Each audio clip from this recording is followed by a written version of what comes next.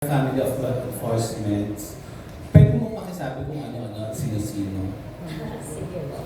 Ako po ay kapatid po ni Hirang Class 2021 po, Jico Trinidad. Ako rin po ay pamangkin ni General Escobar.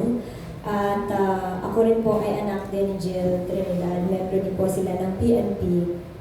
At in fact po, 2022, I took the Philippine National Police Academy admission test and I was blessed to pass first take.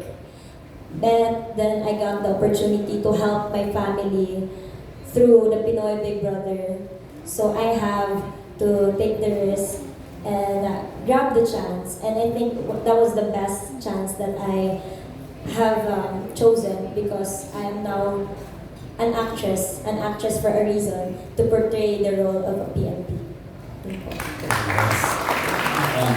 Congratulations. And then Maxine, I was told by someone na dito sa pelikula, magpapakalbo ka sa tunay na buhay. Totoo yun? Yan po ang aabangan nila. Yan po ang aabangan. So if ever nga, paano ka nakumbinsin na magpakalbo? And paano yung iba mong commitments kung kalbo ka? Although may wig naman, di ba? Pero parang ano yung risk for you, di ba? Paano ka nakumbinsin? I think that's the purpose of being an actress po. Being flexible and willing to put everything, the effort. Because if you're passionate with your work, hindi nyo na po may isip ko ano maging physical appearance. And again po, the fact that I took the examination of PNPA, I was able to adopt what I'm gonna have been through.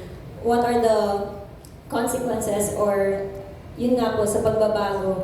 And I think sa pelikula na to, hindi ko man na-proceed yung pag-PNPA ko dati. I think this is the best chance na sa pagiging artista, mas maiportray ko ang kanilang sakripisyo bilang miyembro ng kapulisan.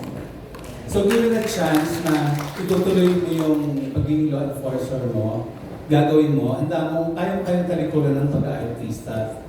I am not closing doors po for the law enforcement. Ayun, thank you, Maxine. Thank you po. And my next question